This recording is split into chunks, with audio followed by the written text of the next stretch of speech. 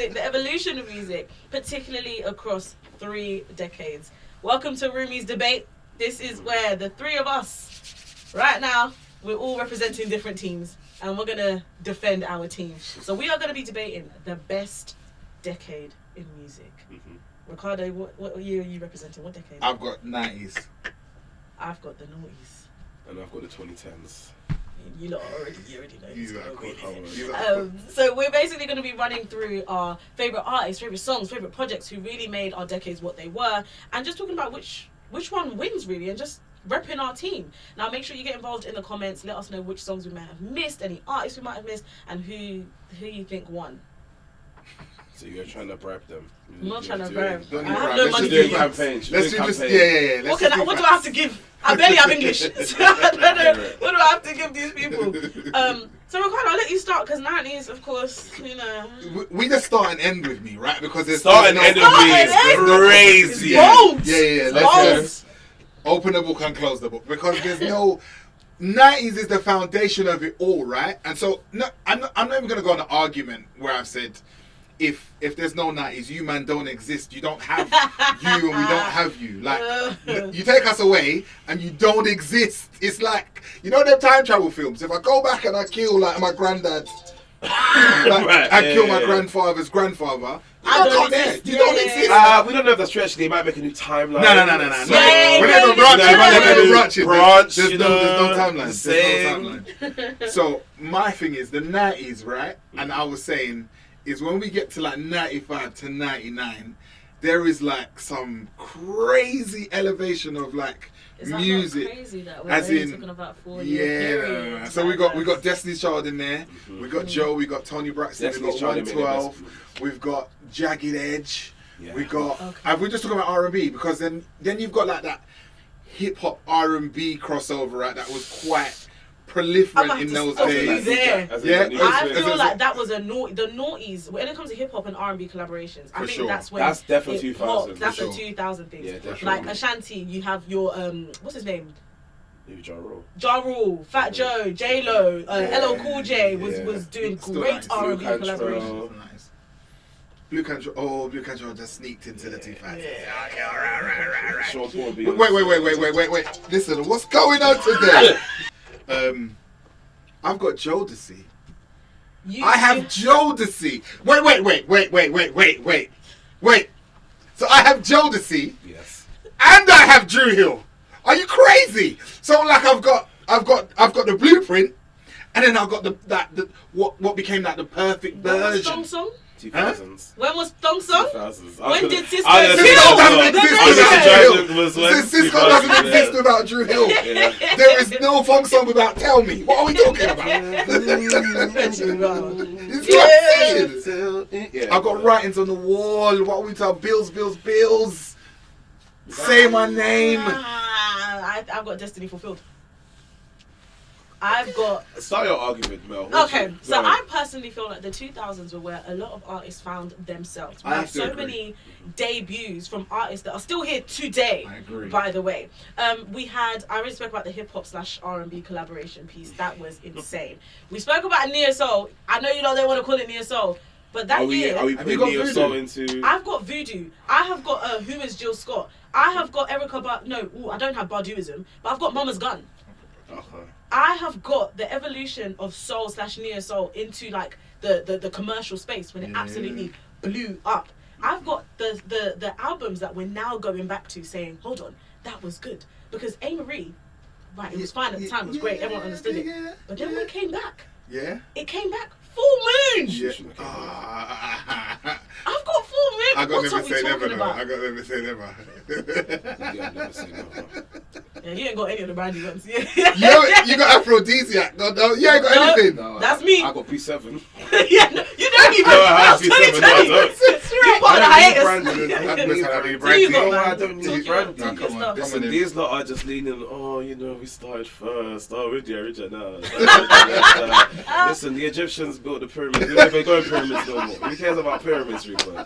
Listen, we got buildings. That's what I'm on. New things. You go outside there, you see that's how tall the building goes. Yeah, listen. Also, tune. Actually, as I said, she started in your boys in it. It's like exactly. That was T-Pain in 2000. Actually, it's Teddy Riley.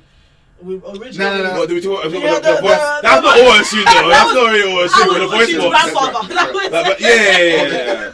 But I feel like 2000s was an excellent era. Thank you. The 90s are the 90s, but the 90s, isn't it? The 90s. 2010s is where R&B really evolved. In terms of like alternative R&B, we have the Miguels of the world. We have the Frank Oceans of the world. We have Daniel Caesar and the amount of classic records and his discography is insane actually. We have early 2010. Yeah. Wow. I think Japanese Denim was like 2012 and stuff like that. We have people like James Fontaine and the Cookie Days dropping like Flower of Life EPs and you know what I mean, Dion. I'm not Dion, sorry, I don't know him like that. No ID. I know him. We have Janae Aiko who changed the whole landscape of R&B and birthed everyone who's making R&B today. I agree. We just have a lot of pioneers. Like, I feel like in 2012, 2011, The Weeknd. Early Weekend, House of Balloons, Thursday. Janae Aiko, The Weeknd, Miguel, Frank Ocean. Those four changed how R&B is. Facts. And then if I go into the middle of 2010s, a lot of Janae babies. Party Next Door as well. Again, changed how R&B is. And then we go into the middles of the 2010s. We get Bryson Tiller, who again evolved and changed the genre. Do you know, unfortunately, do you know what it is, why I can't get hip to that? Because that was an evolution that I didn't enjoy.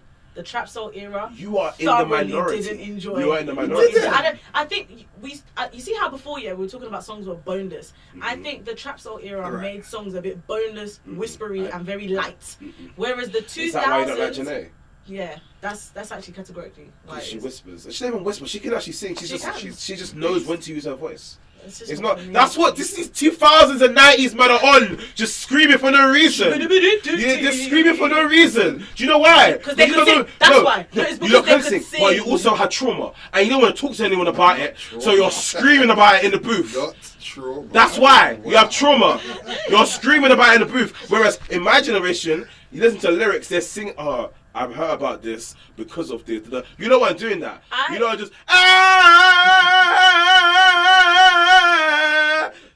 you're in pain. You're in pain. I told you really could sing. It's a little bit. You're in pain. You're in pain.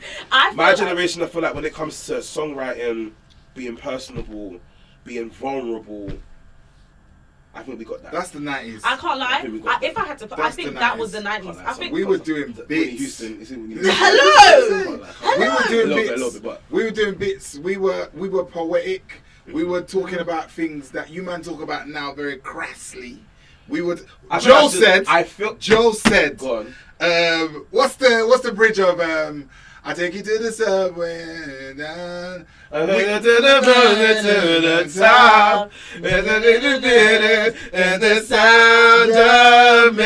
The Dirty Mac. So you know Joe's talking about nyamming. Of course. Right. And next man's Joe's talking about nyamming. Next man's right. And nobody, every man is singing that song. Yeah. It's true. That's what I'm saying. But the era was different. However, I just feel like it shows society. Society is very much, it was slower back then.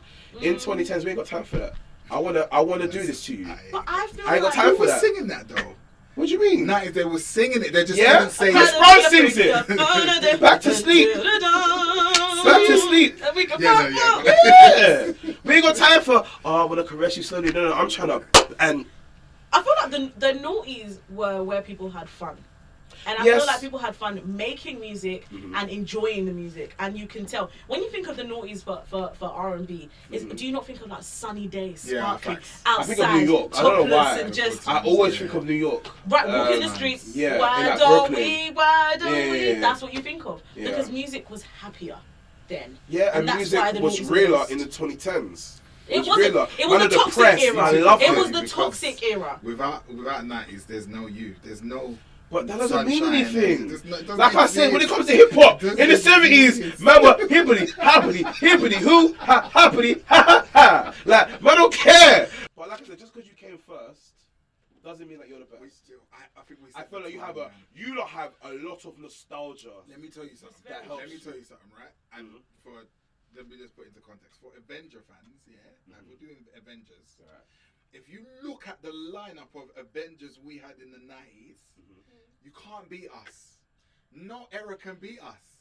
No era can beat us. I feel like 2010s have a good fight. I don't think the 2000s do. Are you okay? So Go on. the last thing I'm Do gonna your say, Avengers lineup? we are wrapping up the 90s, noughties, and 2010s debate. Let us know. Because I won. You let us know which era is the best for you, which artists we missed, which album we didn't talk about. Because the only thing I would say to end this is say the best R&B album of all time was made in 2004. I know where you go with it. 2005. I know where you go with this. Trying to find you in 2005. The best R&B album after Confessions.